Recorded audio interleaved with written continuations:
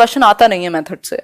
Bilingual method, bilingual method important है, आया हुआ है कई बार। बाइलिंगुअल मेथड की अगर मैं बात करूं तो ये बात करता है कि भाई आप मदर टंग का इस्तेमाल कर सकते हैं, लेकिन बच्चे नहीं करेंगे, टीचर्स करेंगे। कैसे? सीजे डॉडसन ने दिया था इसे 1960s में। The help of mother tongue is also taken along with the target language. जो टारगेट लैंग्वेज है, इंग्लिश का तो इस्तेमाल किया ही जाएगा, साथ में मदर टंग को भी हेल्प के लिए यूज किया जाएगा, लेकिन वो यूज कौन करेगा? टीचर्स करेंगे। ठीक, वो बच्चों को अलाउड नहीं है। Children are not allowed to use the mother tongue. बच्चे अपनी मातृभाषा का प्रयोग नहीं करेंगे, टीचर करेगा जहां जरूरत पड़ेगी। इसमें एक सैंडविच टेक्निक होती है, उसका इस्तेमाल किया जाता है। सैंडविच टेक्निक कैसे? सैंडविच में आप बीच में पेस्ट भरते हैं या जो भी एक डालते हैं मटेरियल, और दोनों साइड ब्रेड होती है ऊपर। ठीक, तो वो जो ब्रेड या दोनों साइड का काम है वो आपकी टारगेट लैंग्वेज का होगा, यानी इंग्लिश, यहां भी इंग्लिश, और बीच में मदर टंग से आप स्टफ कर रहे हैं इसको।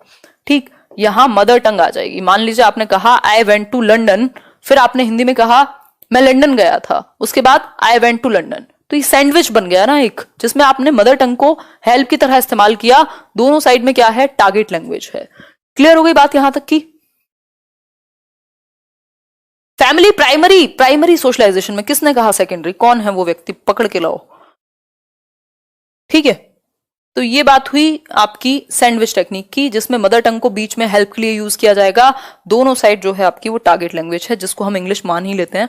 ठीक, ऑडियोलिंगुअल मेथड। ऑडियोलिंगुअल मेथड क्या है? ये आर्मी मेथड भी कहा जाता है इसको। इसका यूज कहां होता था? वर्ल्ड वॉर के समय में जो आर्मीज थी वो अलग अलग जगह जाती थी, भाई किसी दूसरी कंट्री में, ऐसी जगह जहां उनकी लैंग्वेज ना चलती हो, कोई और लैंग्वेज चलती हो, तो उस केस में पूरी भाषा तो उनको प्रॉपर तरीके से सिखाना थोड़ा सा मुश्किल है, तो यूज किया जाता था ऑडियोलिंगुअल मेथड का। उनको कैसेट्स वगैरह या उस तरीके के स्ट्रक्चर्स को सुनाया जाता था जिससे वो काम चलाऊ काम कर जाए। ठीक, मतलब कि पैटर्न प्रैक्टिस पर फोकस था। मान लीजिए जो उनको कम्युनिकेशन करना पड़े उससे रिलेटेड वर्ड्स उनको या सेंटेंसेस उनको बार बार रिपीटेडली ड्रिल करा करके सुनाए जाएं, लेकिन लिमिटेड लैंग्वेज सीखी जा सकती है इससे, कंप्लीट लैंग्वेज आप नहीं सीख सकते। ठीक है, तो इससे क्या होता है कि लिमिटेड कर देती है आपको।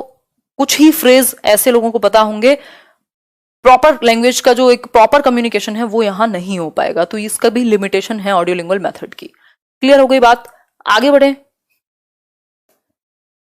कम्युनिकेटिव लैंग्वेज टीचिंग सबसे इंपॉर्टेंट, बहुत बार क्वेश्चन पूछता है, CLT, कम्युनिकेटिव लैंग्वेज टीचिंग। ये एक ऐसा मेथड है जो प्रोफिशिएंट बनाएगा बच्चों को भाषा के इस्तेमाल में। प्रोफिशिएंट मतलब वो पारंगत बनेंगे, क्योंकि नेचुरली उनको यूज करने दिया जाएगा। ग्रुप्स में बैठे हैं, कम्युनिकेशन चल रही है, जहां जरूरत पड़ेगी टीचर से वो हेल्प ले सकते हैं। ठीक है, तो यहां कम्युनिकेट कर पाएंगे, वो एक्सप्रेस कर पाएंगे खुद को। तो एक बहुत हद तक चाइल्ड सेंटर्ड है। Socially acceptable and contextually appropriate language, जिस टॉपिक पर बात हो रही है, जिस कॉन्टेक्स्ट पर बात हो रही है, उस तरह के वर्ड आप इस्तेमाल करेंगे। ठीक, और ग्रुप्स में आप बैठे हैं तो ये बेहतर मेथड माना जाता है। अगर मैं बात करूं साक्षी CLT के बारे में, धन्यवाद आपकी तारीफ के लिए। आगे बढ़ते हैं, क्वेश्चन देख लीजिए। Communicative language teaching replaced basically.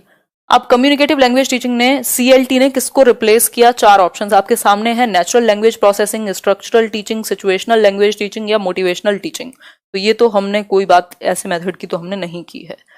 बताइए एक बार फटाफट से आंसर कीजिए। हाँ, आज थोड़ा सा फास्ट भी कर रहे हैं क्योंकि एक तो इस टॉपिक में कुछ है नहीं खास ऐसा, ये बहुत ही बेसिक और क्या कहें इसको, फैक्चुअल सा टॉपिक है। कल करेंगे एक्विजिशन एंड लर्निंग को, जो बहुत इंपॉर्टेंट है, सबसे ज्यादा क्वेश्चंस आते हैं वहां से, उसको कंप्लीट करेंगे कल। नॉर्म चॉम्स्की वगैरह 4-5 सेशन में खत्म कर देंगे इंग्लिश पेडागोजी। तो आपके 3 सब्जेक्ट खत्म हो चुके होंगे बिल्कुल पूरी तरीके से, और मैथ्स के जो क्वेश्चन की सीरीज है वो भी कर देंगे फिर स्टार्ट। और कौन सा सब्जेक्ट बचेगा? हिंदी के भी 1-2 सेशन ले लूंगी मैं, जो टॉपिक वाले होंगे। ठीक है, नहीं, नेचुरल लैंग्वेज टीचिंग को नहीं उठाया इन्होंने। Communicative language teaching basically replaced structural teaching. जो स्ट्रक्चर्स को आप सिखा रहे थे, यहां प्रॉपर कम्युनिकेशन की एक होल की बात हो गई। ठीक है, आगे बढ़ेंगे नेक्स्ट क्वेश्चन पर। अभी समझेंगे क्या है ये स्ट्रक्चरल। फिर है which of the following approach और approaches methods advocates linguistic competence and performance.